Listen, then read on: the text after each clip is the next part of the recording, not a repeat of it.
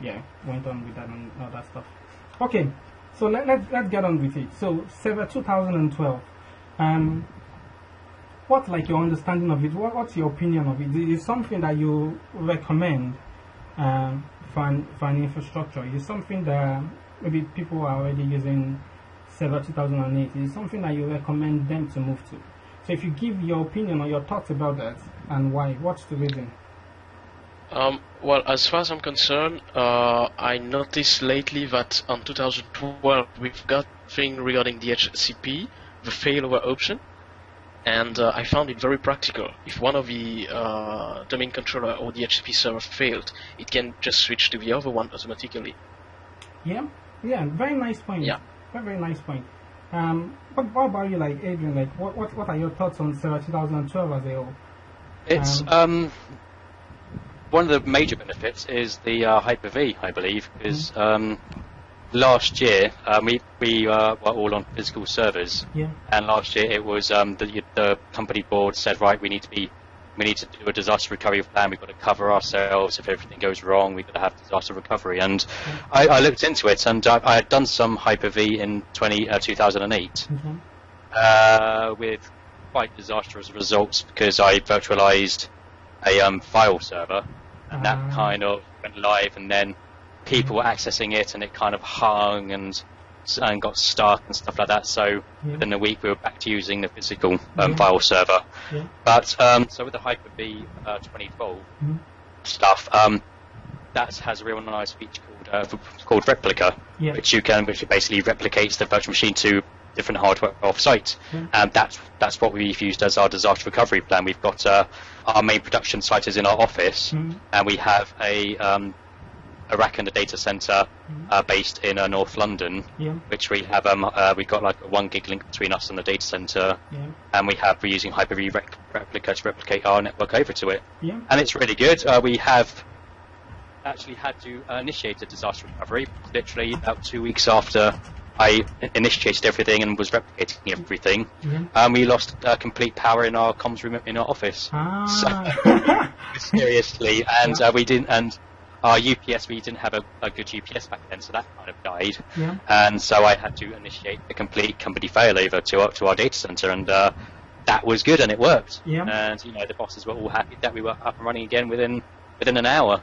Even though our main office had lost power, so it's our main comms room had lost power, so that was impressive. And so so that's one of the major reasons for 2012. It's they're catching up to VMware. It's and the fact it's a lot cheaper than VMware. Hyper-V is all included. So it's all good. You got a point there. Even though, like I would say, in terms of cheaper, I would say. Well, now with the release of 2012 R2, they really have increased their prices. But we got about 4 or 5 server 2012 data center licenses that we're running our Hyper-V stuff on, and each license was about £4,000 or £5,000. But now they've heavily increased their prices for the R2 release. So that's why because now they've given away Hyper-V for years, and they've realised, hang on, now we're becoming a major player. We've got to start make more money. Actually, those are two valid points. Like, those are really, really good valid points. Like that Adrian and Stefan has made. So what about you, like Zoe? I know Zoe. I mean, just give your thoughts about it. Like, from what you've read in the articles, what are your thoughts about it? What's your thought about Server 2012? As it is something you recommend? I think I'm kind of more impressed with the Hyper-V and virtualization technology. Your line is breaking a lot. I've kind of used something similar on Red Hat Linux. Your line is breaking. Yeah, are you able to hear me? Yeah, I can hear you now. Yeah, we can hear you now. Hello? Hello, we can hear you now. Hello? Hello? Yeah, I'm saying that I wanted to say that I'm kind of more impressed with the Hyper-V. So what is it about the Hyper-V I can hear that you. impresses you? Hello? Hello, yeah. What is it about the Hyper-V that impresses you? Yeah, I mean the number of machines you can support. I think it's 64 VMs you can support on it, Server 2012. Yeah. And yeah, I mean the way you can virtualize from virtualized to physical and physical machine to a virtualized machine, that kind of impresses me more because I haven't seen that kind of thing in Linux when I see, because I've kind of used more Linux before. But I kind of like the idea of where you can like transfer a whole virtualized machine into physical server and then a physical server into a whole virtualized machine. Yeah. I'm sure there should be some solution in Linux, but I'm not aware of it. So yeah, I mean that's the kind of part I like about Server 2012. Yeah. And I kind of find it a bit more. I haven't used Server 2008 before, but I kind of find it a bit more fancy in terms of like the interface and designs and Yeah. A lot of people will I'm a argue. designer. A lot of hardcore Windows admin will argue with you and say the GUI is the worst part of Server 2012 and all that. Although I do quite like the GUI, I think, but a lot of people will disagree and they'll fight about it. Yeah. Oh, okay. So Nuno and Mohammed, what are your thoughts on Server 2012? Actually, let me put it this way to Nuno and Mohammed. What are the different editions of Server 2012 that you know about? Because now we're discussing more about the module. So what are the different versions that you know about? And what are the core differences between those versions? So Nuno and Mohammed, you want to go for that? And Sorab, how are you doing, Sorab? You alright? Hello, how are you? Yeah, very good. And you, how are you doing? I'm good, thank you. Yeah, nice to have you around. So Sorab, also, you can give your opinion on this, yeah? So what are the different editions of Server 2012 that you know of, and what are the core differences between them? 2012 and 2008? No, just, just 2012. So Server 2012 has different editions. Yeah. So what and the R2 edition? So we're referring to something like what Mohammed is mentioning. We have standard, we have essentials, we have foundation. Mohammed said we have enterprise. Do you agree with that? Do we have enterprise? Server 2012. I think data center. It's data center rather than enterprise. Yeah, data center. Yeah. So that's right. Yeah. Yeah. So we have two. We have two now. So Adrian and Stefan are saying we have data center. Mohammed is saying we have enterprise. So Sorab, who do you agree with and who do you disagree with? We have data center and a standard, I guess, but there are some side edition, like storage servers or some servers specific for the work group, which presenting the desktop and something like that. I don't remember the name. Yeah. If the edition is the concern. Yeah. Oh, I didn't really quite catch what you're saying a lot, but okay. Let's go a step further. Let's go a step further. And let's say you can install Server 2012 in different you can install Server 2012 in different modes. So one of the modes is server core. So which other modes can we install Server 2012? Yeah, I think it's David. Hello. Oh. Hello, there he is. Yeah. Hello. Oh, sorry. Yeah. So Server 2012, we can install it in different modes. So what are the modes that you know of? Sorry, I didn't get your voice clearly. Oh, sorry about that. So Server 2012, so we can install it in different modes. So what are the different modes that you know of? The GUI mode and the core mode, you mean? Yeah, exactly. The GUI Or mode the- and the core mode. Yeah. So here's my other question. My other question is there any other mode apart from GUI mode and core mode?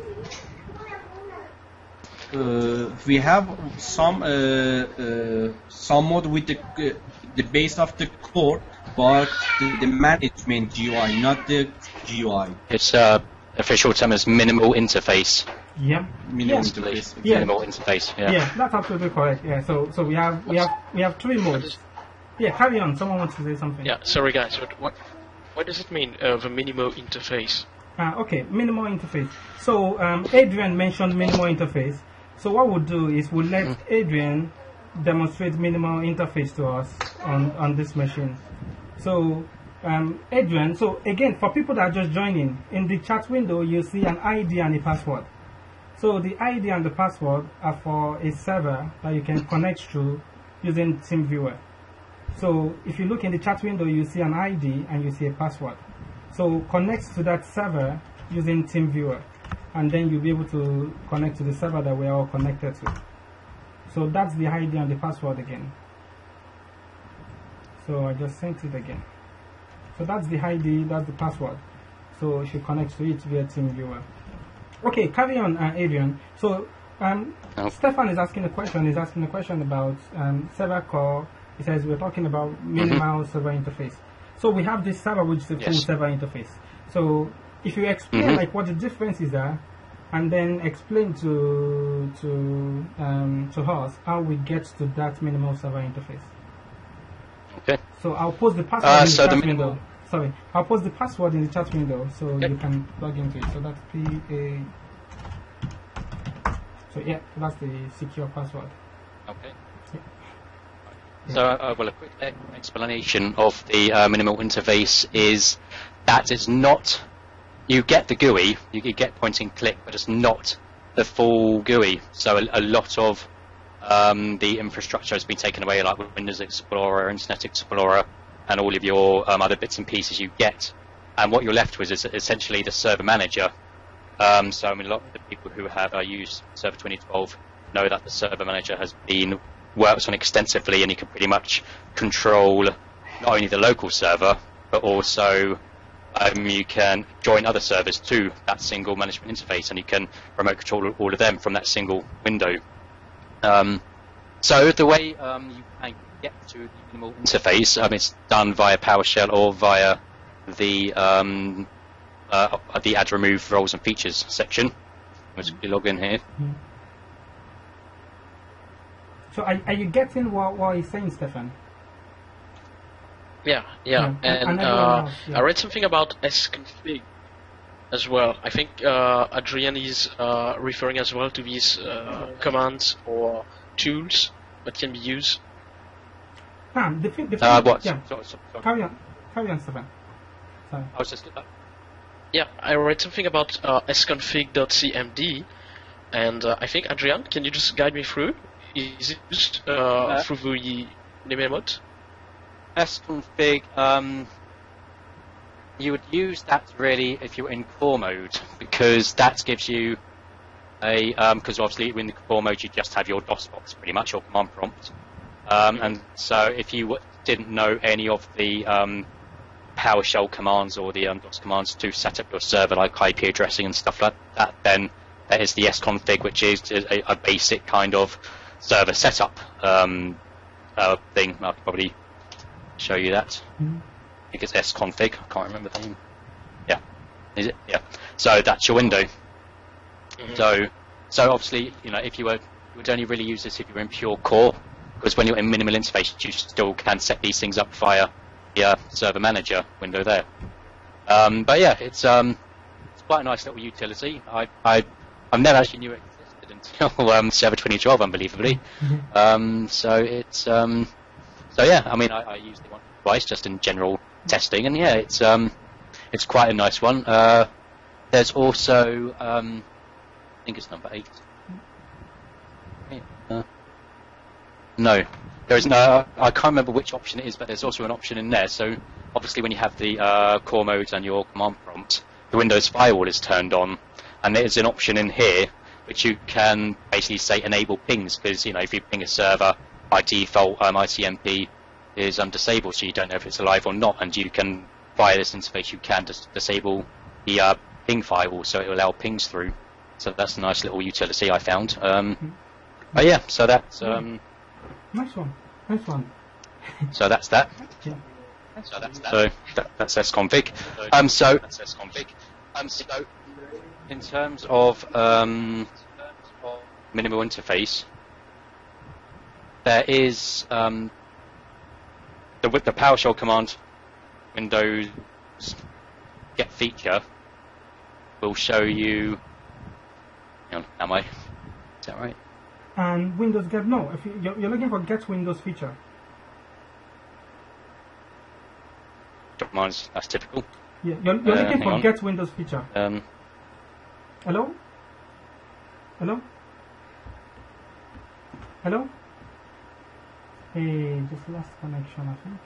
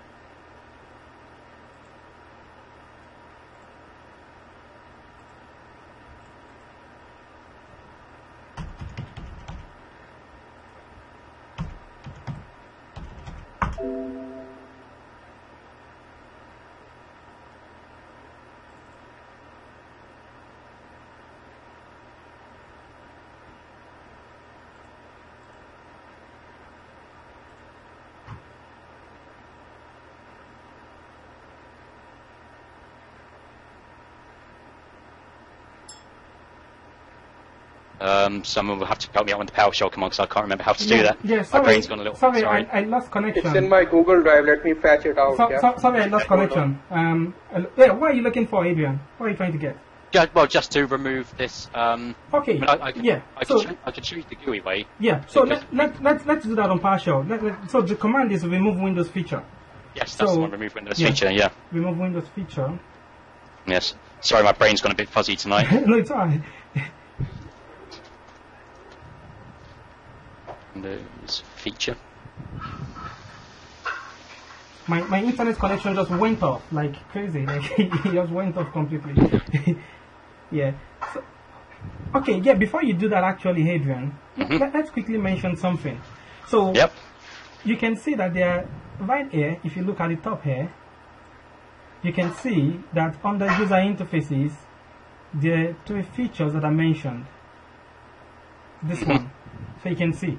So the one at the top, what is the first one? So what does it do? Does anyone want to answer that? Zoe, what do you think? This one at the top, graphical management tools and infrastructure. That's the. Carry on. That's the GUI one. Is it the GUI one? Which one? Which one of the GUI ones? I think graphical management tool and infrastructure. Yeah. So as in, okay. So again, there are 3 modes. Number 1 mode is server core, right? Server core, you basically have no GUI. The only GUI you have is fsconfig.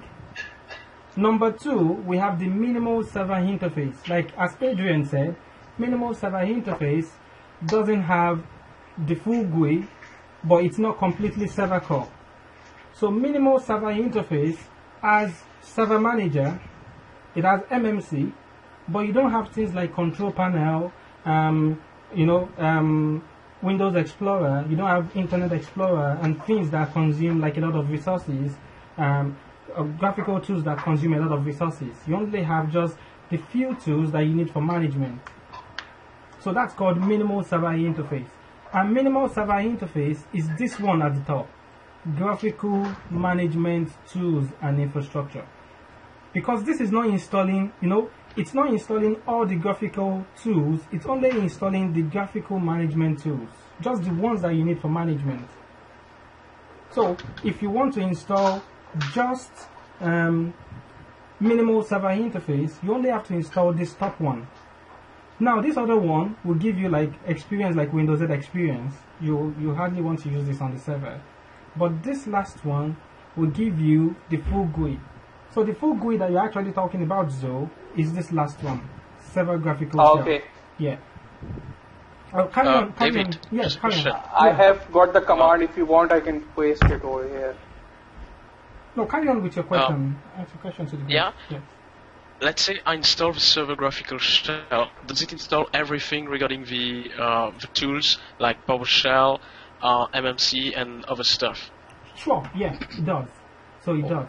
So because the server graphical shell, there's no way to have. It's like saying you want half bread you want the full bread without having half bread. So once you have the half bread, you have the full bread already. So once you have the full, you have the minimal also. But you can have the minimal without having the full.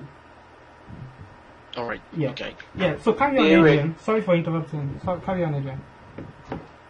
So yes, so we can remove all the back end of the Windows GUI infrastructure and just leave ourselves with just a pure server manager, as David said. So yeah, we can.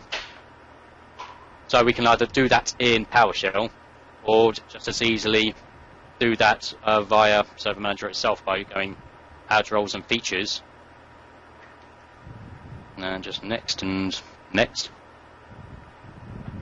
and just this is local server, so it's just next, and then we is it on this one or is it this one? So features. So then we can come down the list. So yes. So there it is. Why it's grayed out though, I'm not too sure. No, go ahead and untick it. Yeah. Yeah. Can you? Yeah, are you able to untick it? No. I think I remember reading something about this, but I can't remember what it was said. So, so I'm stuck on this one. Mm-hmm. So we can carry on removing it via PowerShell. Mm-hmm. Yeah. Yep. So okay. So let's go to PowerShell. Sorry, it's alright. Manager. No, it's alright. It's I think down the there. PowerShell it says uninstall Windows feature. Yeah. Yes. So we'll get Not to the that. remove. We'll get to that, Anzo. So okay. Sorry. The ID and the password for TeamViewer. Sorry, Adrian. Let me quickly get the ID and the password for Sorad again, because I lost it myself. So let me just quickly bring it up. Yeah. So I was thinking, hang on, that's all changed. Sorry. So I'll just quickly. So there you go. So that's the ID there in the chat window again, and the password. I'll send it to you now. So that's the password there. Yeah. So you can carry on, Adrian. So let me go back to the server you are working on, which is server 1, and you are working on this one. Yeah. Carry on. So it's a uninstall Windows feature. Actually, let's talk about that for a minute. Uninstall Windows feature, remove Windows feature. What's the difference? Anyone wants to take that on? So no, Krishna, what's the difference? Uninstall Windows feature, remove Windows feature. Is there any difference between the two of them? Although, David, sorry, I did not really get you what you mean by the difference between the Windows features. and so You mean between 2012 or? no, so we want to uninstall the full GUI so we can have the minimal server GUI, right? Oh. Yeah. Right. Okay. So we want to do that. So Adrian wants to do that using PowerShell. So Zoe mentioned the command that we can use uninstall Windows feature. But we can also use, thanks very much, they are the same. There's no difference between them. So because remove is an alias for uninstall. So Microsoft has something called aliases, which is, so they just created aliases. So remove is an alias for uninstall. So there's no difference between them. So when you get add or install, there's no difference. So they're the same. Yeah, carry on, Adrian. Okay. Yeah. So it's uninstall Windows feature. And you need to give it the feature name. So the feature name in this case is server-GUI-shell. Is that right? Yeah. Are we all confirmed? Yes, that's right. Yeah. Yep. Okay. Server-GUI-shell. Let's say server-GUI-shell. Now then, is it too early to delve into features on demand? Am I jumping the gun here? We'll get to that. We're going to get to that. But yeah, we'll get to that like in a minute. Okay. Yeah. All right. So there's another switch you can put on the end of that, which is features on demand. But I won't go into that right now. So just press enter.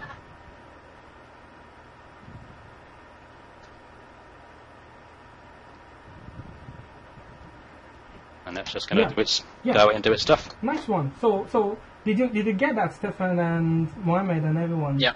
Did you get that? Yeah. So again, there are three modes. We have the full one, the graphical, the server minimal interface, and then we'll have the server core. So let's go a step further here. So the step further is the one that Adrian mentioned. So this is the one that we're going to use. So why this one is removing? Here's my question to you. So if you install Server 2012 in a full GUI, yeah? I want Adrian to answer this because you already know the answer. So if you install Windows Server 2012 in a full GUI, so you've installed it. So if you want to install any other new feature, what do? You just go to how do I remove features, right? Or how do I remove roles, right? Yeah, so you go there and then you click the role that you want to install and you click next and then it installs it, right? You don't need to put in your CD, you don't need to put in anything, right? Yeah. Yes. So you don't need to put in anything, it just installs it. So here's my question. The files that Windows is installing when you're selecting the feature, the files are stored on your Windows operating system somewhere. Yes. Because for you to go, so DNS is not installed on the machine. You go to the machine, you select install DNS, and without you putting any CD, it installs the DNS server role. The only reason why it can do that is because server role, the DNS server role is on the machine somewhere. So where's the location that it's stored? I would say something like I found something the other day, like an ISO file. It's an image, but I don't know if it's related to this, where all of the stuff are kept on it. Yeah, the folder is called a particular name. So anyone wants to take that on? So Rab, what do you think? Zoe, what do you think? So did you get the question? It's WinRS. WinRS, I think. You're very close. There's a place called WinRS. You're very close. You're very, very close. I know you know what you're WinRM, I think. No, WinRM, you're close. It starts with WI and Win. Yeah. WinWS. You're close. Eventually you get there. Let's start from Hey. Win AS, Win BA. No, I'm joking. If you give me 4 options, I can tell you. It starts with Win, but I don't know how it ends. It Here we starts go. with Win. Sorab has answered the question for us. Look in the chat window and you see Sorab's answer. The location is called Win SXS. So look at this. So let's start this data center. Sorry, not this center.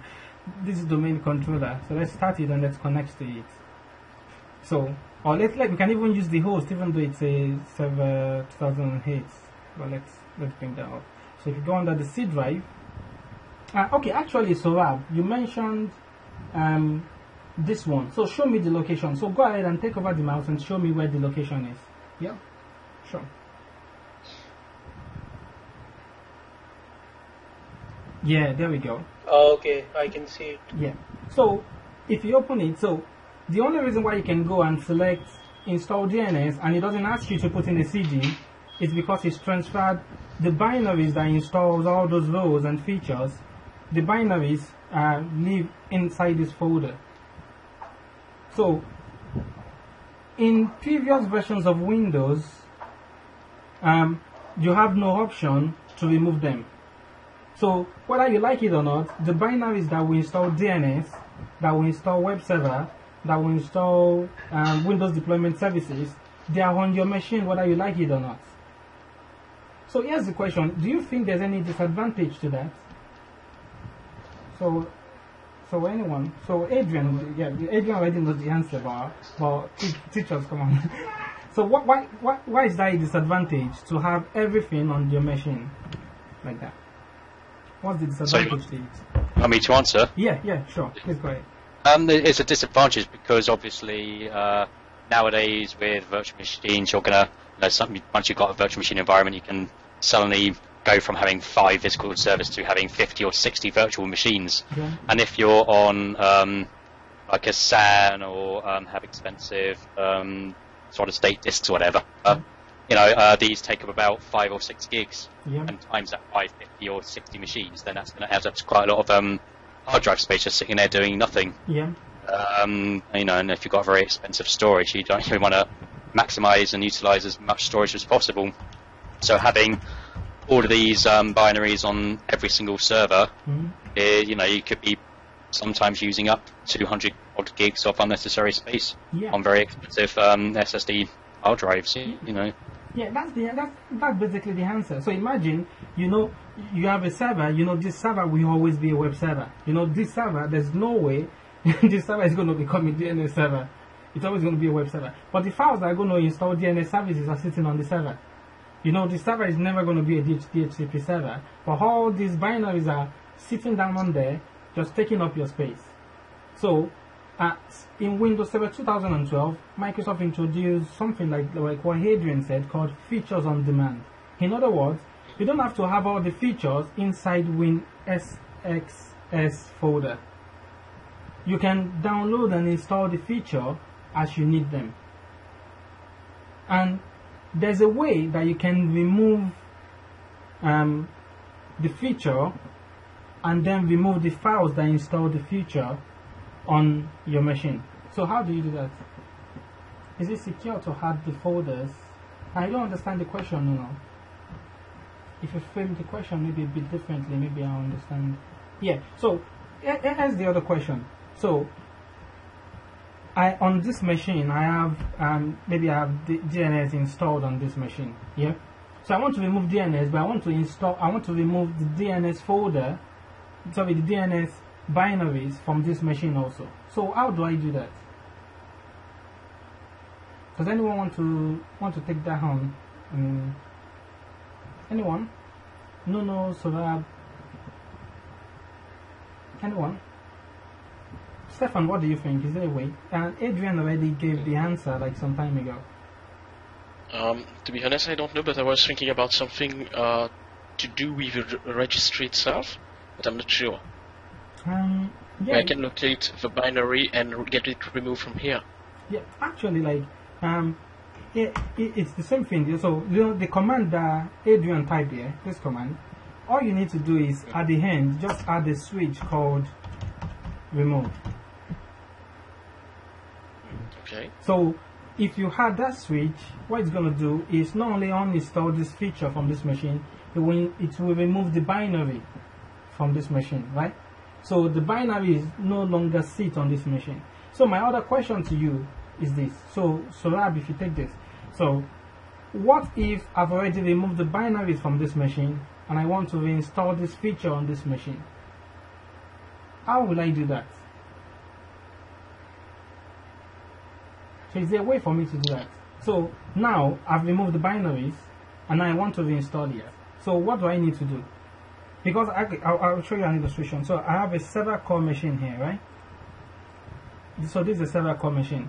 If you go on this server core machine and go install Windows feature DNS, or go like what Nono is saying, you go add Windows feature DNS, it will give you an error message. It's not going to install. So for you to be able to install it, you have to add another switch. So what switch do you need to add?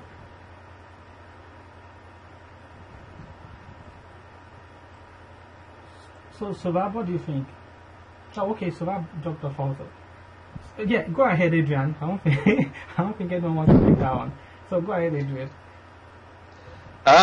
So what to demonstrate how to add it again? Yeah. Yeah. You got me stumped as well. I can't remember the switch to add it again. No, I can't believe it. I was racking my brains on that one. Yeah. No, I can't believe it. Hey, well, I knew you were going to ask me that. Oh, sorry. Yeah. I can't believe it. I had it as well. I was like reading that a couple of days ago. Yeah, I just can't. I can't remember that command anymore. No, it's actually very simple. You just need to add the source switch. The source switch. Yes. Yeah. So you need to add the switch called. So if I go back to let's log back into this machine. And let's go. The source. The source switch. So if I go to this one now, so let's say I've already removed the binaries from this machine and I want to reinstall it, yeah? But the binaries doesn't exist on this machine again. If I go install Windows feature, this one, sorry, if I go install Windows feature that, it's going to give me an error message, and the error message will say, I can't find the binaries. Give me a source that I can install this role from. So what you need to do is give it a source at the end. Say install Windows feature hyphen source. Yes, source. Then put the source at the end, which is like the, you know, maybe if you're using like the Windows ISO, it's under the sources SXS. So if your ISO is D, so there's a folder on your Windows 2012 ISO called sources. Inside that sources folder, you'll find another folder called SXS. So that's where it's located. So that's where you install it from. So before we actually do that, so here's the question. If I go install Windows feature, and I need to frame this one carefully so as not to cause confusion. So the binaries don't exist on this machine. I've removed them. Yeah? I've removed the binary. I'm not getting what Nuno is saying. It's used if you have... Yeah, exactly. Yeah, you're right, Nuno. So that's the word you use if you have the DVD. But, so, again, this is the question. You've already removed the binary from this machine. And then you come on this machine and type install Windows feature and that. What's the step that this machine will go through to install this? What will happen? So remember, the binary doesn't exist on this machine anymore. But you've just come, you've not specified the source. What will happen?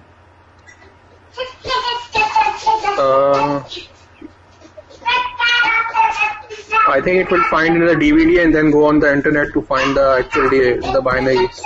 Good one, Zoe. Zoe is absolutely correct. Zoe is absolutely correct. So you type install Windows feature. Oh, okay, yeah, Zoe, how about the mic now? Nice one. So you type install Windows feature, yeah? Now, Okay. Sorry guys, I'm muting you because we're recording this session, so that's the reason why I'm muting. So just unmute if you want to talk. Sorry about that. Yeah, okay. So if you type install Windows feature, so no, that's not right. So it won't just give you an error message. The first thing it will do is if you type Windows feature, install Windows feature, and the binary is not on the server, first of all, it will go to Windows Update. That's the first thing. So it will try to go to Windows Update. Actually, that's not the first thing it will do. That will probably be the second thing, depending on something. So what's that depending on? So it won't go to Windows Update first. Windows Update is actually second, depending on if you've configured something. So what is that something that you've configured? Come on guys, anyone? So Rab, what do you think? So if I type install Windows feature and the binaries have been removed from this machine will first of all check somewhere before it goes to check Windows updates. But I need to configure something for the machine to go check that place. What do I need to configure? The only thing I can think of is something in group policy about a source. That's the only thing I can think of. Exactly.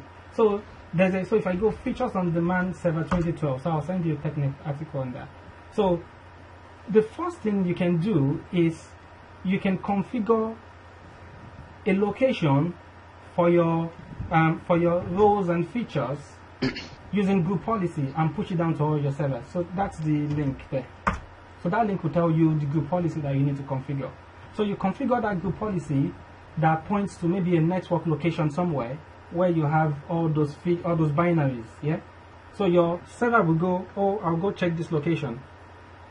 So, and if it finds them in that location, it goes ahead and installs them from that location. But if not, it will go to Windows Update and download it from Windows Update. If not, you have to manually specify a source using the source switch. So yeah, did we all get that at all? Did we get that? Yeah. David, yeah. it is about the group policy thing because that's like a further far down concept. Yeah. So is it like necessary to discuss it in the what you're trying to say as the concept, so like I can like keep that in mind? Yeah. Okay. So when we get to group policy, when we get to the section that talks about group policy, we'll talk about deploying group policy in more detail. So group policy is just a way to manually push down registry settings to all the machines on your network. or to particular machines or your network. So depending on how you want to push it. So you can push it to just particular OUs, or just to some particular computers, or just to some particular users. So basically, and to simplify it though, group policy is a way to say, I've configured something on one machine and now told that machine distribute this configuration to all these machines in this place. So it's just a way to simplify configuration. So instead of you going to this machine and changing the registry setting and going to the other machine and changing the registry setting, you can actually just have a nice interface where you can configure something and then it will go and change the registry settings on those machines. So that so that's one way that we can do that. So let's move on to the next one. So here's my next question. This is something when we discussed this yesterday, almost everybody got this wrong. Here's the question. And Nono was there yesterday, so Nono, you don't say anything. So is there anything that you can do on the full GUI of Server 2012 that you cannot do on Server Core? Is there anything that you can do on the full GUI version of Server 2012 that you cannot do on Server Core?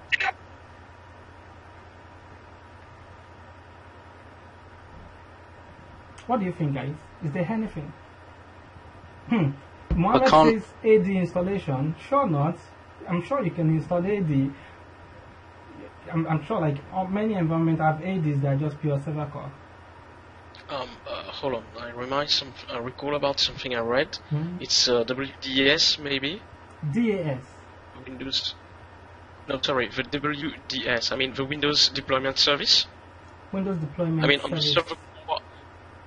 On Server Core, you can get it or something like that. Are you saying now, Stefan? You're saying to all of us that if I try to install Windows Deployment Services on Server Core, it won't work? Is that what you're saying? Yeah. Does anyone agree or disagree with Stefan? I think desired state configuration, which you can do in Server Core, like on PowerShell. So, okay, Zoe is saying something different. Zoe is saying there are some configuration that you can do on Server Core that you cannot do on the GUI. Is that what you're saying? Yes. I definitely don't agree with that, because it's the same PowerShell version that you have on the GUI that you have on Server Core. So there's no command, there's no PowerShell configuration that you can do on the GUI that you can do on Server Core. But is there something that you can do on the full GUI that you can do on PowerShell? Sorry, on Server Core. Is there? So Lab, what do you think? What's your opinion? Do you disagree? So Stefan is saying to us that we can't, that if we go and try. So Stefan, you probably prove it to us. So we'll probably convert the server to Server Core, and then we'll ask you to prove to us that we cannot install Windows Deployment Services on it. Yeah. So So actually, if you go ahead and convert, let's restart the server first. Then when it comes back on, go ahead and convert it back to full Server Core completely, so it won't be just minimal server GUI. And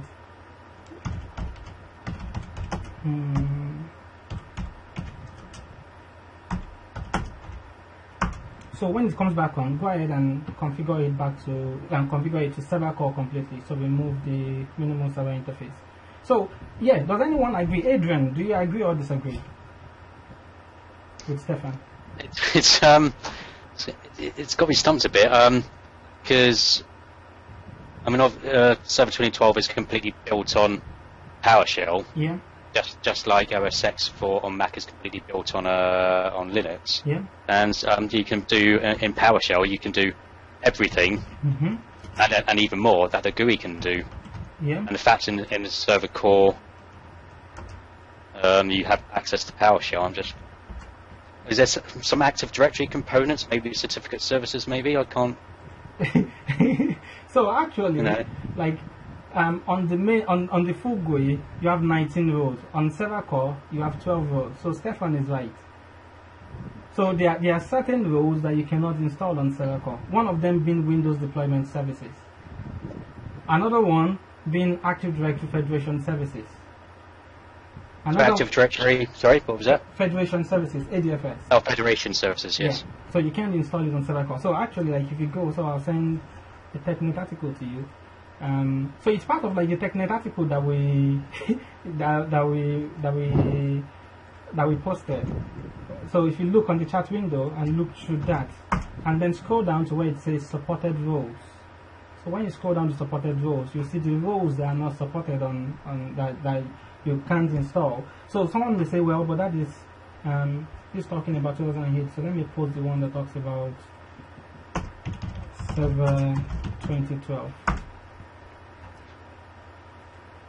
So let's go to server 2012 also. So there are some roles. So one of them being I think ADRMS. I think is ADRMS also there. Yeah, ADRMS. So you can install ADRMS on server core also.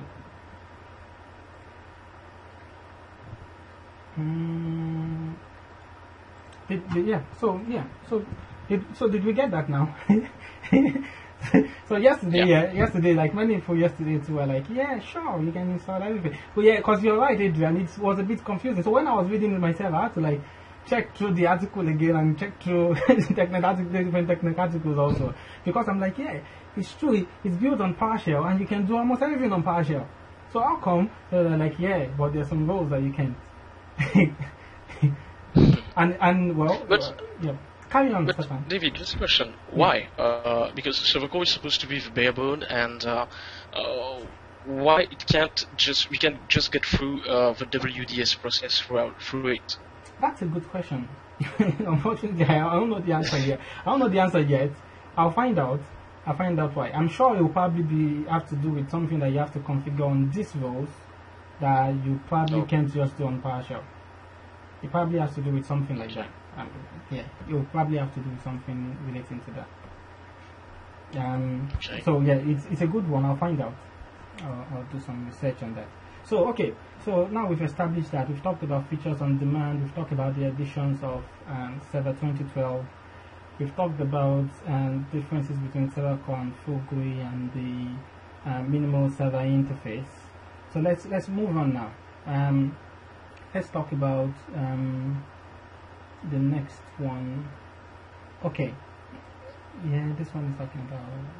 Okay, let's talk a bit about nick teaming, because that's like one of the things that they discussed in this one.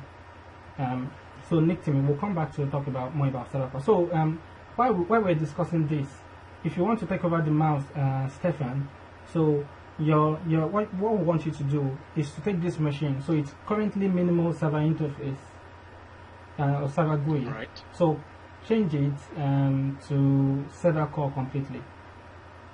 So that's what we want to do. Yeah. So while you're doing that, so about nick teaming. So what's your understanding of nick teaming? Like how does it work? How does it do what it does? So Rab, what do you think? Nick teaming, what is it? How does it do what it does? Part of it, I guess, it's related to the load balancing, and part of it can be related to failover. Nice. It depends on the configuration. There is an independent or switch independent mode and switch dependent mode, So if I recall it correctly. So can you explain switch? So you've mentioned something important, which is correct. You said to us, you said it depends on how you've configured nick teaming.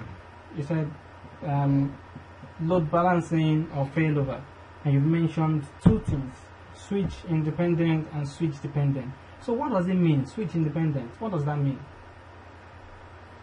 There is an option in the Windows Server 2012 which lets you have two or multiple network interface connected to 2 or 3 or multiple switches, physical networks, but you might not have access or control on the switch, or the switch might not be configurable. So you can't configure the LACP or any aggregation protocol on the other side. So you would configure the networks with the switch independent mode. So the network would use both of them, or you can select one as a spare or a standby mode. But in the switch dependent mode or LACP link aggregation, you would configure the bundle of the network, and you should configure the same on the other side, on the physical network side. Yeah, nice one, nice explanation. So my other question to others would now be this. So that's actually like a really nice explanation to have. So is there any advantage that switch independent mode has that dependent mode doesn't have, or is there any advantage that switch independent mode has that switch dependent mode doesn't have? So what I guess the question would be, what are the advantages and disadvantages of both of them? Switch dependent, switch independent. Well, there's sorry, I'm butting in. Sorry. No. Go on. Carry on. Well, as was mentioned before, the link aggregation, that's basically bonding two ports on the same switch. So, you're trunking. So if you have a server with two 1 gig NICs on it, and you do switch LACP aggregation, you can effectively make yourself one 2 gig link if you've got like a extremely bandwidth intensive application that's running.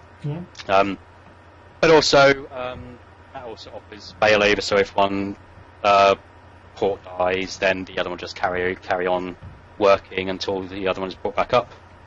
And the switch independent doesn't offer that same bonding, that same trunking, but it does offer failover that allows you, if one port or the switch dies, it will just carry on to the other side using the other port. Okay. Yeah. Okay. Here's the question. I mean, this one is a bit of well, it's not like much of a tricky question. But think about this. Does it mean that if you're using switch dependent mode when you configure LACP, does it always mean that your traffic are going to go faster all the time? No. No. Why? What's the situation? Why? Because if you're bonding the links together on the switch. So now on the switch side we have a 2 gig link. Let's say we have two 1 gig link on the switch side. So we've bonded them together. So basically, like, we have a logical 2 gig link, right? Coming into our server, and we've configured our server as switch dependent, and maybe we're using load balancing, So is there any situation? So Nuno says the speed is the same. The only way is balanced. Can you explain more, Nuno? Can you be more clear? So is there any reason why that won't be an advantage sometimes? Is there any reason? What do you think? Adrian? What do you think, Nuno? What do you think so? Is there any reason? It says you can balance the change of communication. Okay, I think what we'll do, Nuno, what we'll do for you is that after Stefan finishes, then we'll get you to show us what you're referring to. You can balance the change of communication, but I'd like to see what you're referring to. So here's one thing about a limitation of NIC teaming in Server 2012. Just in Server 2012, is that, let's say you're sending something which is a traffic that has large TCP sequences. In a case like maybe you're doing something like live migration on Hyper-V, something that has large TCP sequences, it will actually send that over a single adapter to avoid a situation where packets are arriving out of order. So here's what it says on one of the articles that we were supposed to read. One of the articles, it says, one limitation to NIC teaming in Server 2012 is that if your traffic consists of large TCP sequences, the system will avoid using multiple adapters for those sequences to minimize the number of lost and out of order segments. You will therefore not realize any performance increase for large file transfers using TCP. So let's say you're sending something that the sequence of the TCP sequence are really, really large. You won't actually realize performance difference. I'm not sure. Did you get that at all? Adrian, did you get that at all? Not sure. Yeah. I was listening. I'm trying to process it. Yeah. Yeah. we should probably let's. Okay. So when I think Stefan really needs some help. Yeah. That's great. So who wants to volunteer to assist? I mean, let's guide him. Let's guide Stefan through it. Who wants to volunteer to guide Stefan? Yes, please. So we want to convert this to Seracore. So first of all, if you exit, use 15 to exit out of this interface. Yeah. Then I think we're on minimal Seracore, right? Okay. Yeah. Yeah, sorry, minimum and server interface. So actually, like, let me teach you like a quick method to process through PowerShell. So, because many people, when they're trying to do PowerShell, they're trying to cram the commands. There are 4,230 commands. You can't cram the commands. You have to you have to know the way to use PowerShell to help you. So if I'm using a machine, for example, I may have no idea of the command that I'm supposed to use, but I can find it by myself. So first thing I'll probably do in a machine, first thing you have to do is, because you're on the command line, you're not on the PowerShell command line. So you first have to type PowerShell to get to PowerShell.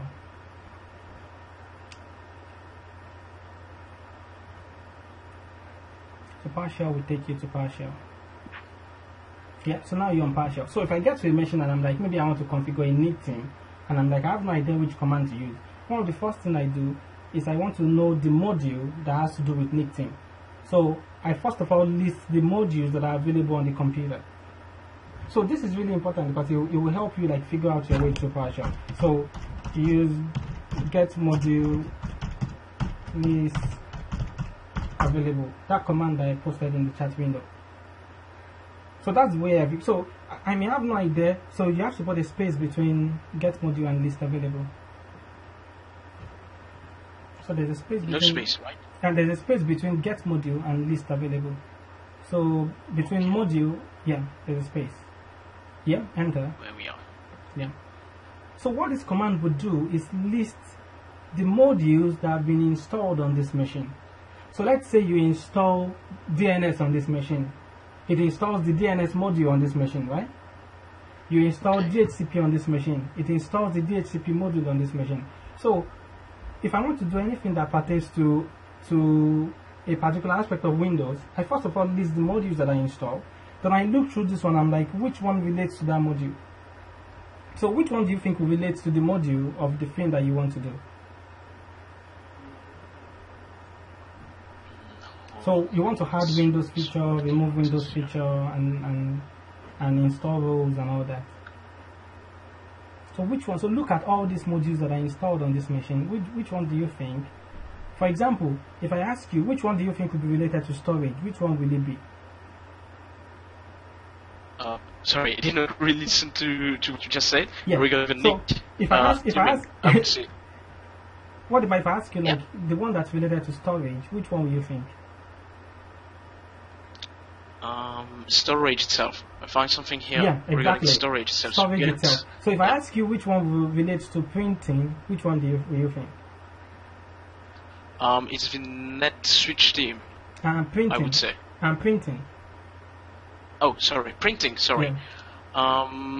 It's print management. Exactly. So what about, so first of all you list the modules and find which modules relates to what I want to do. So the module that relates to what you want to do is Server Manager, because that's where you have the options to add your roles and add your features. So after I get the module that I want, thanks very much, Mohammed, then the next thing I want to do is I want to get the commands that are related to that module. So the next one I would do get command module. So that's the next one I'll do. So I'm like, the same thing, it doesn't matter whether it's storage or high SCSI or anything. First thing I'll do, get module list available. I'll get all the modules that I installed. Then once I find the module that I'm interested in, I want to get the commands that are related to that module. So here you go. So it's listed all the commands to you. And just from the commands, you can know the command that relates to what you want to do. So what you want to do is to remove a Windows feature. Which command do you think will do that? It's the remove dash Windows feature. Exactly. It's as simple as that. Okay. So first of all, you get the module. Next thing, you get the commands related to that module. Then from that command, you figure out. So let's say there's a command that looks ambiguous and you're like, I'm not sure what this command does. You can go one step further and get help on that command and go get help, add Windows feature, and it will teach you exactly how to use that.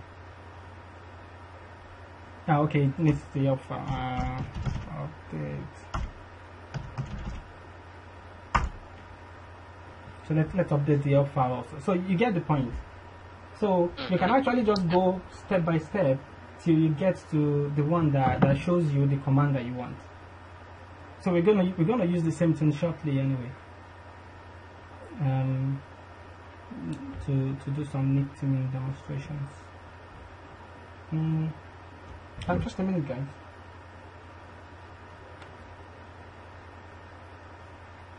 Hello?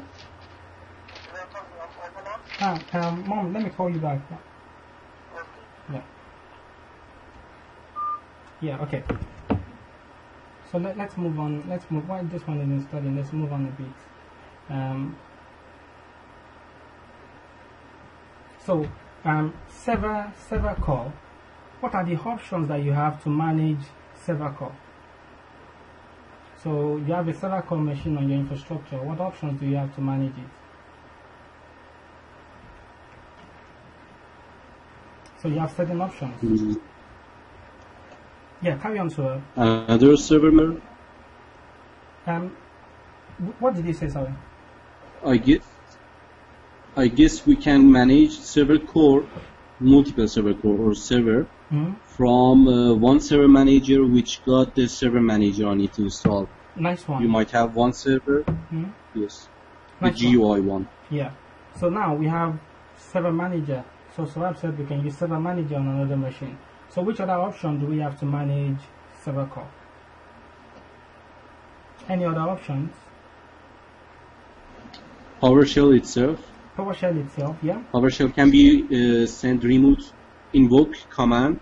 Yeah. So you can invoke installation or removing the feature or doing anything or a script from one node to another node, one server to another server. Nice one. PowerShell. Or even client. Yeah, PowerShell. Yeah, what else?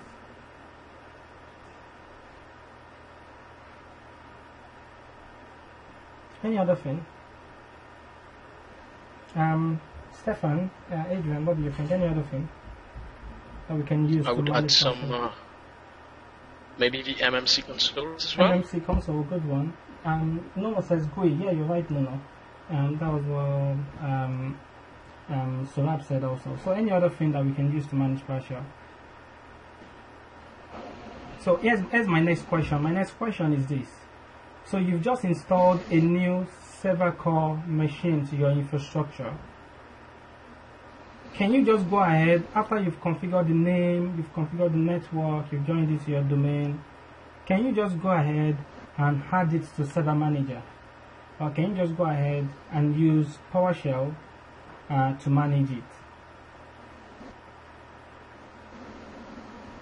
So you have a new server core in your infrastructure, you've configured the network, you've added it, joined it to your domain, and now you want to manage it within server manager or remote PowerShell.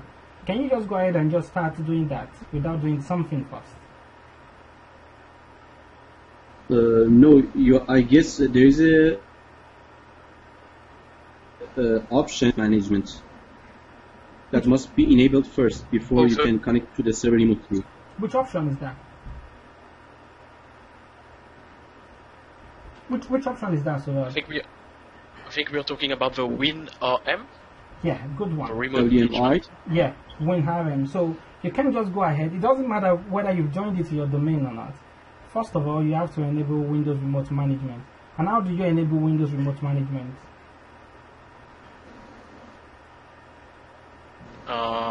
I would say something like through command prompt, net start the WinRM service. Net start WinRM service. Okay, let's see. Let's try what. So go ahead. Let's try that. So let's do that on this machine. Go ahead and do that for us. But you have to prove what you say.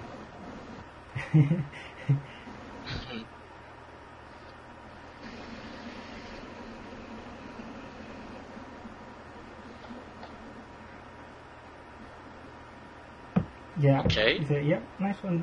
Say yeah. So you can use that. So here's my next question. So that's for 7. So if you enable WinRM, what does WinRM allow you to use remotely to manage your PowerShell? It allows you to use Server Manager, right? It allows you to use PowerShell. So what about if I want to use MMC? Is there anything that I need to enable on my server core machine before I can use MMC to manage it? Is there anything? Or by default I can just use MMC to manage it? I guess it's by default. So do you agree? Who agrees with Stefan? Who disagrees with Stefan?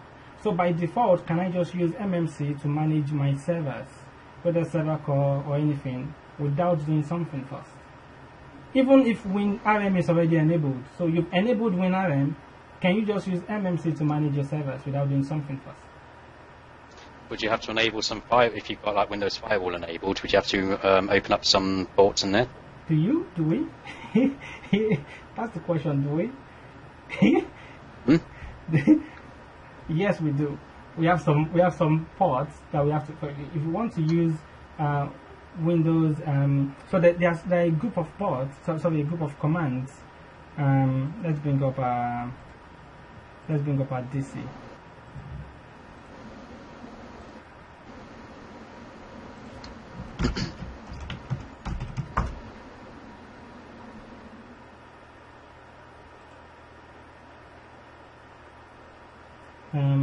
Let's quickly go through something. So if I go here,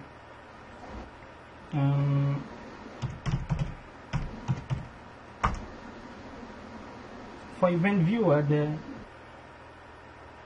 okay, no problems, Kevin.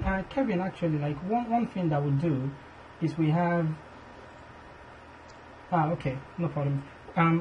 Okay, so that means you can even connect via TeamViewer. If you can connect via TeamViewer, let me give you the TeamViewer ID to connect to the server. I'll just get that for you. So that's the TeamViewer ID. So WinRM is already enabled on server 1, right?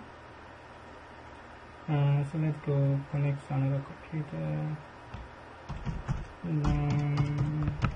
Server 1. Go here. Server 1.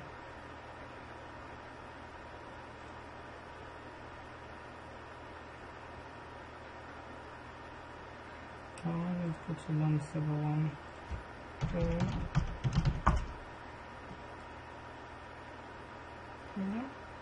So yeah. So this was what Adrian was talking about in the beginning. What you talked about, you won't be able to think except you enable that. Yeah. So look at that. So I can't even connect to this. It's trying to connect to it. Connecting, please wait. And it's not doing anything. So here's the question. So let's go to Windows Firewall, right? Let's go to Windows Firewall. Control panel. So a lot of things that happens is that in the labs, people usually, just to get past the lab, people just go ahead and disable all firewalls. I normally don't do that in the labs because I want my mindset to always be in the frame of what I'll be using in the real world. Because in the real world, you can't just go on your servers and disable the firewall. Yeah, you have to figure out how to get whatever you want to get. So I don't disable my firewall. So if something is not connecting in the lab, I try to find out why it's not connecting to the lab. I don't just disable the firewall. I can disable the firewall temporarily to see if it's the firewall causing the issue, but I'll eventually switch it back on and try to figure out what's causing that. So what we want to do is let's go back and go to advanced settings of firewall, and let's go to inbound rules, for example. And let's go forward. So you see that firewall, they have these groups, right? So there are some groups called core networking, DFS management. So to allow DFS management inbound, you have to enable this. Distributed traffic, coordinator, file and print sharing, file server, network discovery, performance and log alerts. So remote event log management. For example, if you don't enable this one, you can't use event viewer no matter what. You can try, it won't connect. So you have to enable this one to use event viewer remotely by MMC. You can't use services, the service management. You can use services to connect to the service control without enabling this one. So there are different firewall rules that you have to enable before you can manage it via MMC remotely. And the way to do that on PowerShell in this one. Now again, I'll go through. Now I don't know this command off the top of my head, but I'll go through the same thing that we mentioned. Use the normal module. First of all, list the module on this machine. Get module.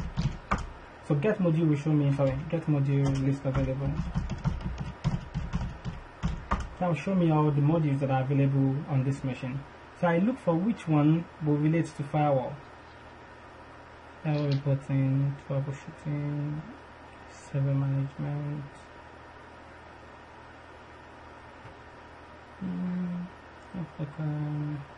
Which one do you think will relate to firewall? Net security? Yep, net security, good one.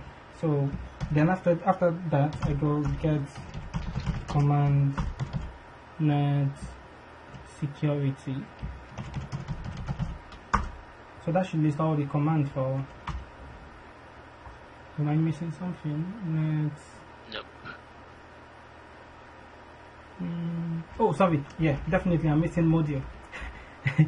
Get command module net security. So that will list all the commands of this module for me. Then I look for which one fits what I want to do. There we go. Net firewall. So I can tell this one get net firewall will be related to what I want to do. Enable net firewall will be related. So that's the way you figure out commands by yourself. You don't have to plan everything. So I can get firewall. So if I need help, I can go get firewall rule. And then you develop something like I'm missing something again. Oh, sorry, it's get net firewall rule.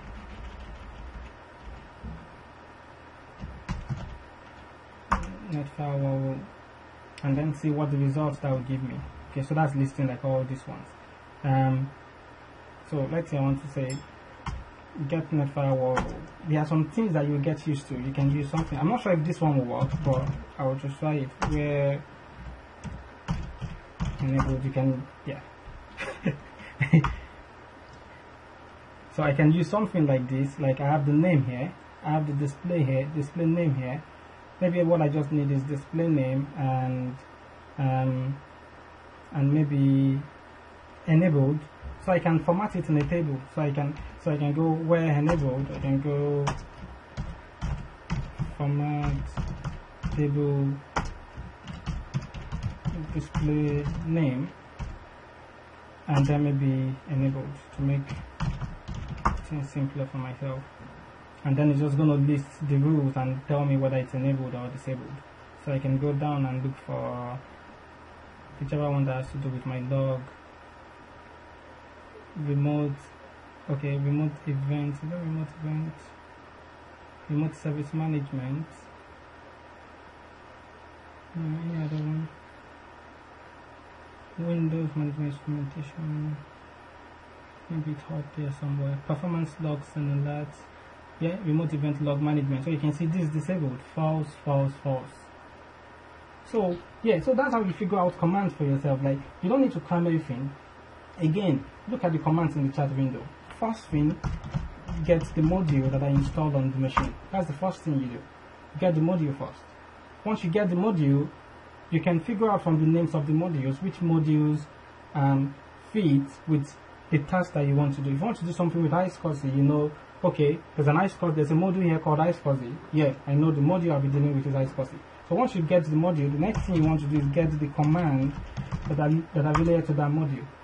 Then once you get the command, if you're not sure, you can get help on that command. You can go get help and command, or let's say you even want just examples, you can go get help command, then go hyphen examples, and that will give you the examples of that. So for example, if I want to enable this one now, remote event log management. I know from the top that the command I'll probably use to do that will be enable something. So if I go get command again, there's a command here called enable net firewall rule. So I can, get help enable net firewall rule, and then I can even go, hyphen, you can see there, hyphen examples will give me examples. So I can go hyphen examples, and there we go. I have the examples I need. So I'm like enable net firewall rule, display name. So I can even just use display name remote network discovery. So let's do that for example. I'm not sure. Are you getting the point? Like that's the way that I use PowerShell. Like I don't try to cram the command. Just try to. So I can come here and go get help enable net firewall examples, and it's giving me an example that I think will be useful. Hey, somebody just got disconnected from the server. David, you're muted. David? Am I? Oh. Sorry. Have I been muted? Have I been muted for a long time? No, 10 seconds or so. I was like, what? I was thinking, how long shall I leave this carrying on? It's getting awkward. Oh, I'm happy that it's not been for long, man. That would have felt like, oh no. So I go on the Mac. So on the Mac here, I can go, for example, here's an example I can use. So again, I can just go back to the firewalls that I came. So enable net firewall rule, display name. So let's list all those firewall rule again. Enable net firewall rule, display name. So display name is remote event log management. So let's try to do that. So enable net firewall rule hyphen display name remote event log management,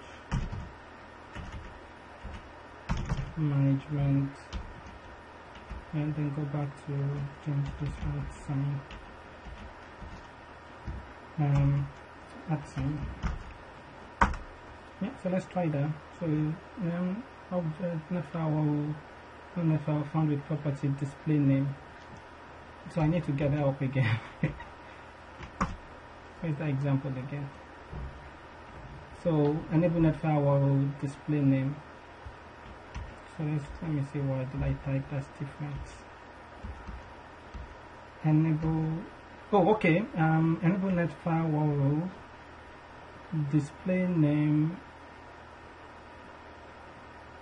remote event log management. So what other message did they give me? Remote event log management. Maybe I don't need to put, maybe I just need to put that. So that's the way I do. So I don't have to cram out the commands. You don't have to cram out the commands too. You can just have like just simple things that you try to use.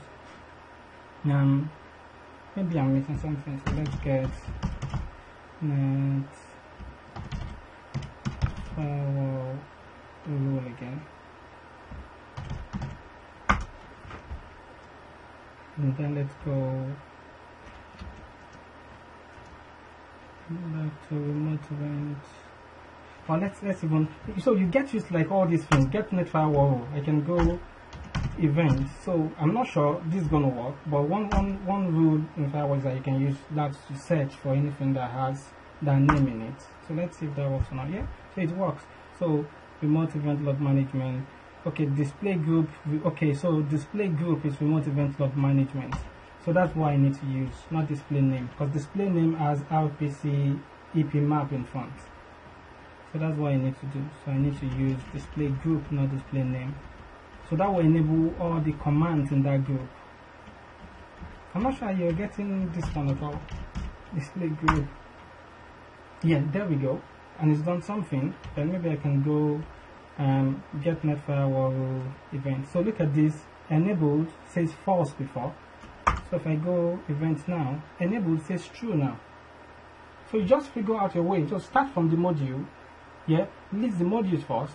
Move your way down to the command. So you listed the module. Like I want to configure a new iSCSI connection on this machine. So you get the module, like, oh, there's a module called iSCSI, but I don't know any commands that has to do with iSCSI. So I do go get command module iSCSI. It will give me all the commands. But I'm like, oh, this one looks like the one I'll use to add a new iSCSI connection. But I don't know how to use that command. So I just go get help and get help on that command. Same thing you do like for any command line. Zoe can probably testify whether it's Linux or Cisco or something. You use the question mark to figure out your way and stuff like that. So let's go back to DC and try to connect to Event Viewer again on LAN server 1. So now you listen to this. It says cannot be connected. Verify the network path is correct and all that. Your computer is available on network. Many Windows admins see this and they start troubleshooting network network connections and so on. And I've done it. And I'm sure many people here have done that also. And then you go connect to another computer now. And then LAN server 1, and there we go, it's connected straight away. But by default you can just go by default and just enable that. But why many people don't realize this is because in the lab they just go disable firewall, disable firewall, so just disable firewall and they're like, yeah, sure, disable firewall, that's it, bye bye. But in the real world you can go disable firewall you can get fired and stuff like that. Okay, so what we'll do next is on this server now, on this same server, this LAN server 1. On LAN server 1, there are 4 network adapters. So I want one volunteer that wants to use the same model that we've done. Yeah, Kevin, it's recorded. That wants to use the same model that I've done and figure out your way about how to configure a new NIC team. So anyone wants to take that on? Anyone? Does anyone want to take that on? Any volunteers? May I? Yeah, sure. So start with the module. So that's first thing you do, yeah. So get module hyphen after list. Yeah.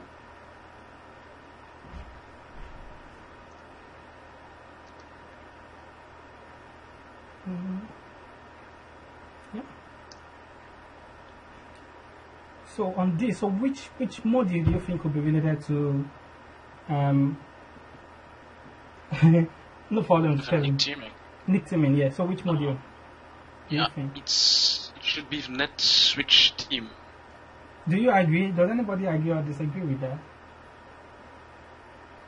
Do you think it's net? Actually, let's modify this command line a bit to make it more bigger, so we don't have to be straining our eyes. Properties, fonts. Let's make it bigger.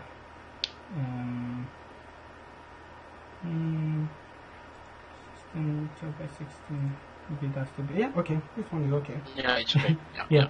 Okay. So which one do you think will be related to it? Adrian, what do you think? Yeah. Zoe, what do you think, Zoe? Which one do you think will be related to NIC teaming on these modules?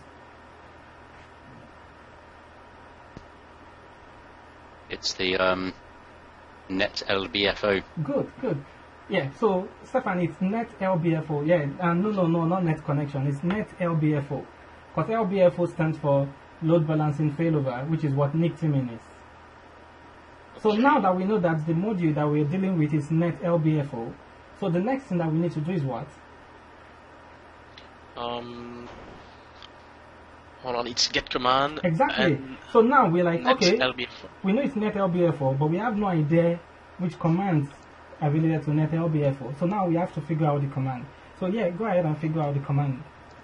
So you can actually do any task from PowerShell this way without having to like cram anything. Remember that you have to put module, the same mistake I made. Oh, yes. Yeah. David, are you able to hear me? Yeah, I can hear you, Zoe. I can hear you. Oh, okay. Zoe, this is really good, right? It's really good, right? Yes. Yeah, it's easier than cramming, right?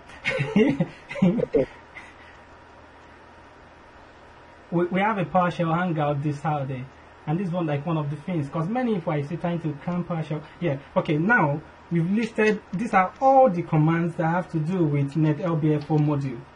So which of these commands do you think you use to create a new NIC team? I mean, even it's not rocket science, it's so simple.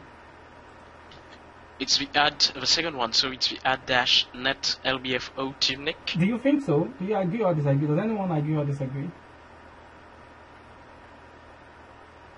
I would be more inclined to say set. Set? Does anyone agree or disagree with Adrian? I mean, we're creating a new one now. What do you think? Option 3?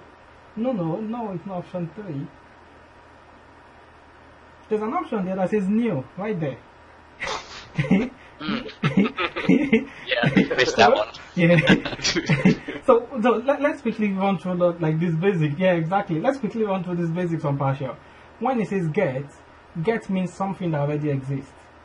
So the NIC chain must already exist if you're using get. If you're using set means it already exists. You can't use set for something that doesn't exist. So if you're using add means it already exists. You're adding something to something that already exists. New, create are for objects that don't exist before. So those are like just the verbs. So like when you're learning PowerShell, you have the verbs and then you have the nouns or the objects. So the verbs, you know what the verbs relate to. So the one that we'll be using is new net LBFO. But the thing is, we don't know how to use this command. So what do we do? Get help. Exactly. We can even get help and use -examples to give us examples of how to use it.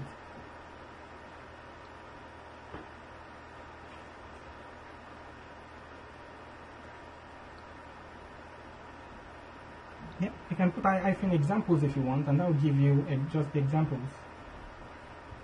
Because this one will just describe it to you. This one won't give you anything really that much. So examples will give you examples like this is how we use it. So look at this. Yeah, carry on, Zoe. What did you say? I was saying that when you were explaining it, my mic wasn't working, so I was saying that if you add a -dash what if at the end of every command, it gives you the action it will perform, but without implementing it. Yeah. So you can check what's going to be the result of that command if you put what if at the end, but it will not going to implement it. You can see it in action. Yeah. Like I think you're talking about the ISC. You're talking about ISC, right? The ISC, the integrated shell environment.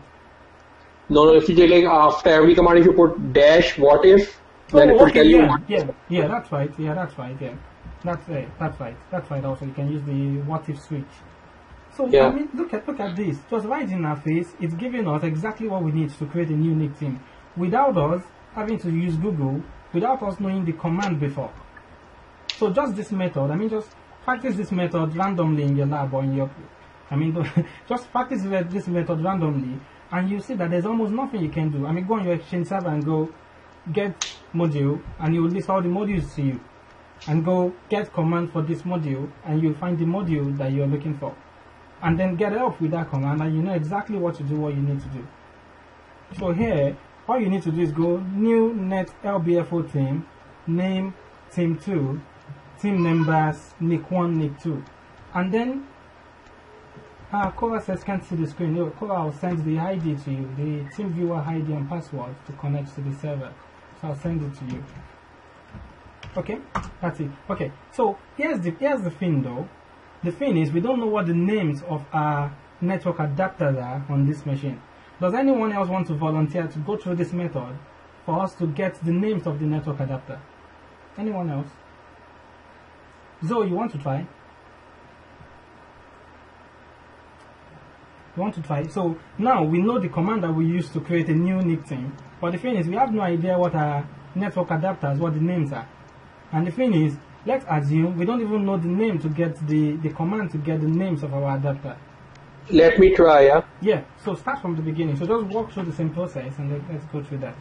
So we want to get the names of the adapters on this machine, but we don't know the command to use when we don't know what to do. So where do you start? What's the first thing you start with? Well, that's an easy way.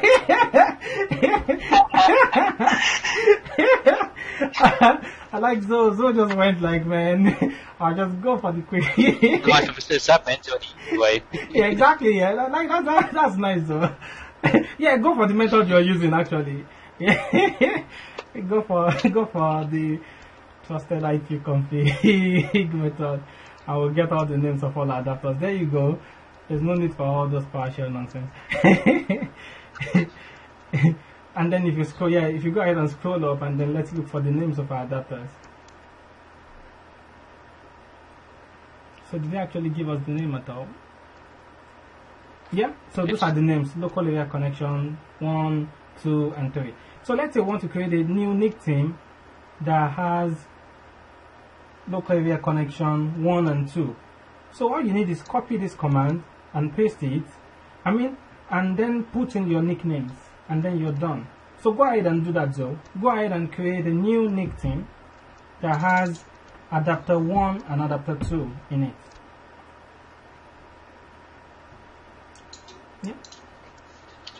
So you actually don't need to type the command again. You can copy and paste in command prompt. So if you go up, I'm trying to grab it, but I'm unable to do so. When I'm trying. So what you need to do is right click at the top where it says administrator at the top.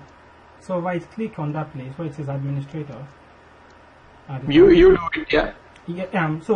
I'll just show you how to do that. So you right click here, and then you go edit and go Mac. Yeah. So after you go Mac, then you just go copy this one, and then enter will copy it. Highlight it and enter will copy it. And then what you need to do is go down and paste it.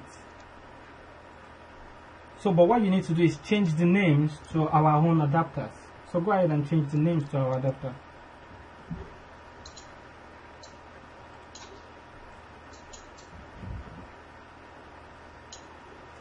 Hello, Bibi. Bibi, what's up, guy? You mean to own? David, just a question. I'm coming. I'll call you back now. I'll sort it out for you. Yeah. David. But yeah, I think we're almost he's finishing. muted. Yeah, almost. Sorry, I'm really sorry. Promise. Yeah. Yeah, sorry, Stefan. What are you saying? Yeah. Regarding network adapters. Yeah. There's a number just beside it. Can't we use this rather than inserting, the whole name of the adapter? What is it used for? This reference number. You mean the index? Yeah. No, you can use. You can use indexes also to refer to network adapters. But it depends. I'm not sure if this command takes indexes. I'm not sure if the switch team members. I'm not sure if it takes indexes. So maybe it could. We'll need to research it to find out if it does. But if not, we need to. So remember this though. Whenever you're using a command like that has spaces in between, remember you have to put them in. You have to put them in quotes. Otherwise, it's gonna fail. So if it has a space in it, you have to put it in quotes. So you have to put put it in quotes here. Then do the same thing for. So actually, what we want is you can use that one also. It doesn't matter. We're just demonstrating.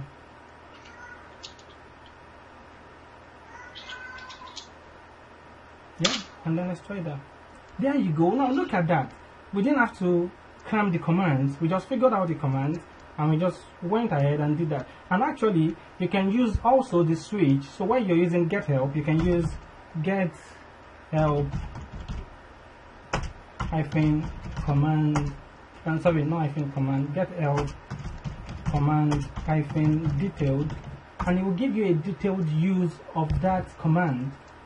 You know, you won't. I mean, it will give you a very detailed use of that command, and you can go through the detailed, and you can even specify like all the options.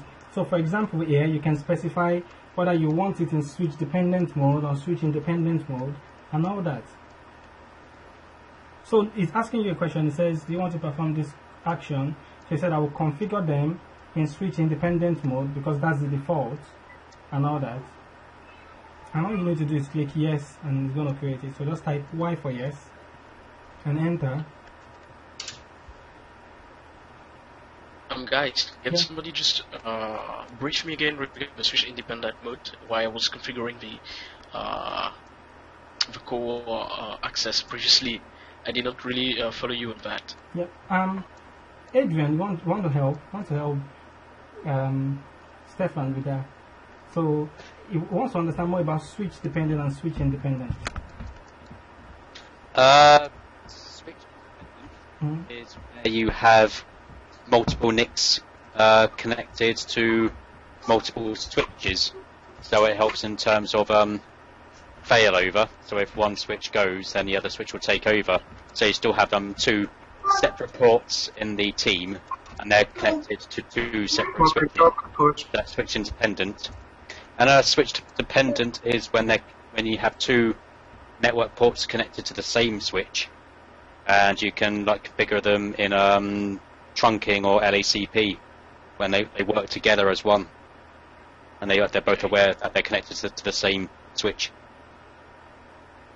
Did you get that? Uh, Did you get that? Yeah, Stefan? yeah, Yeah. Okay. yeah. So Thanks. actually, guys, I wish we could go further today, but because we're saying we're going to stick to time, there's still one aspect that we've not done in this section.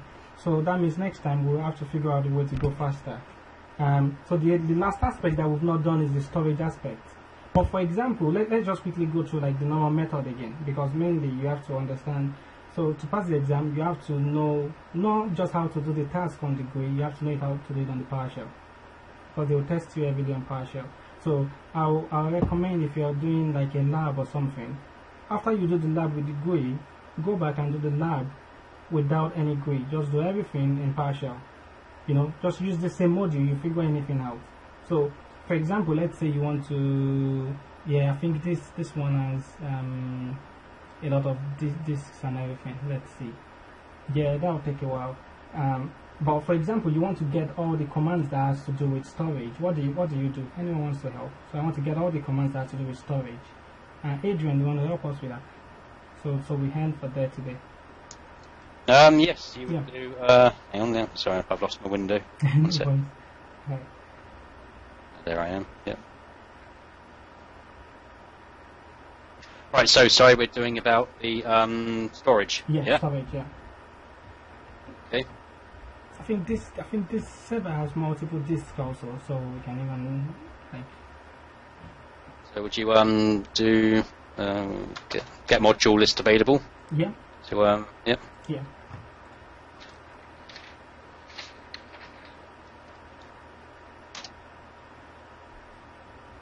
And there you have your storage.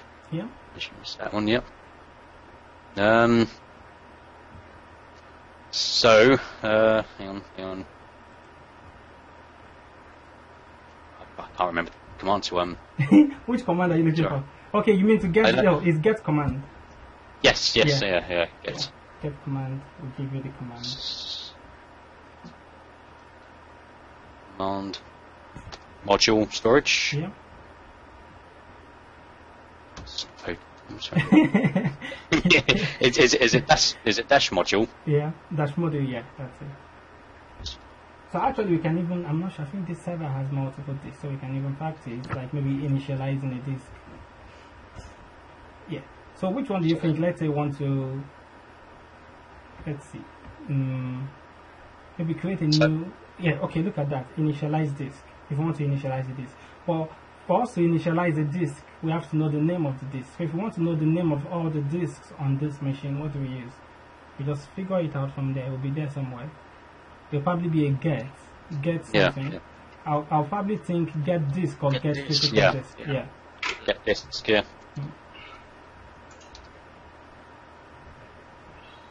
and maybe let's say we're like, oh, get disk, and I'm not sure how to use the command get disk. We can use get help and get disk, and it will give us how to use it. So now we have all the disks. You can see that one of them is offline, some of them are offline. So let's say we want to initialize the very first one. The that one, yeah. Yeah, the very first one. Let's say we want to initialize it. Okay. So how do we? What do we do? No, that's already online. That one is already online. So you can see. Oh, sorry. Yes. Yeah, the ones that are offline. So let's say we want to initialize it. But again, look at that. All of them are called Microsoft Virtual Disk. Oh yeah. If you scroll to the left, can you scroll to the left? Does it give you another name or number or something? Let's see. I'll let you hold it. Does it give you a number? There's a number field there, but I can't actually see that size.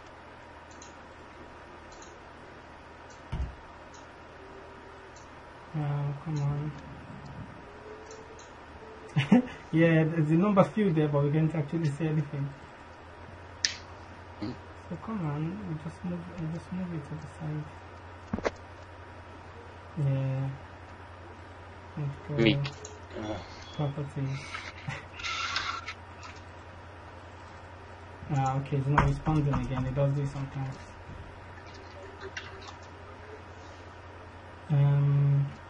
Not sure. Yeah, it does this sometimes where all of a sudden it stops responding to clicks. But it responds to the keyboard, but it doesn't respond to this. Okay, let's use the other command, get physical disk. Let's see if that gives us anything more. Get physical disk. Yeah. Yeah. Okay. There we go. Okay. So we can probably use that one. So physical disk 10 operational status 000. Right. So let's say we want to initialize the disk.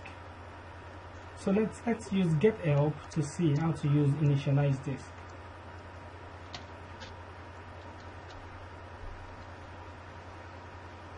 Yeah.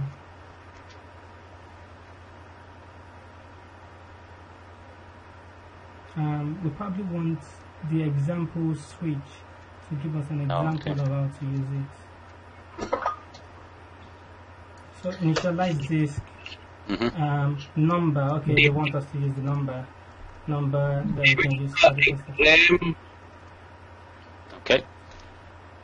So, so it needs to use the number, does it? Yeah. But the thing is, it's not letting us see the number. Let's just guess one number. Let's say it's number 3.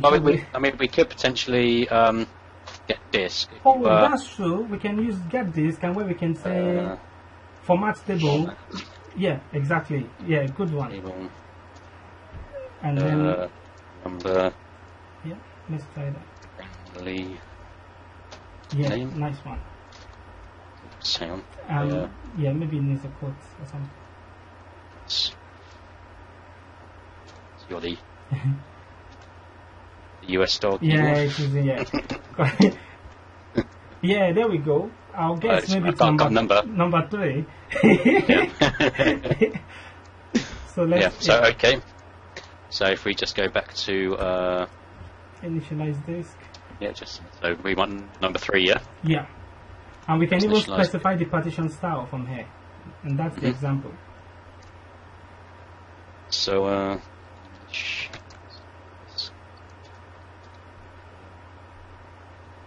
3. Yeah. And should we do partition style MBR? Yeah, let's use MBR. It's just for demonstration.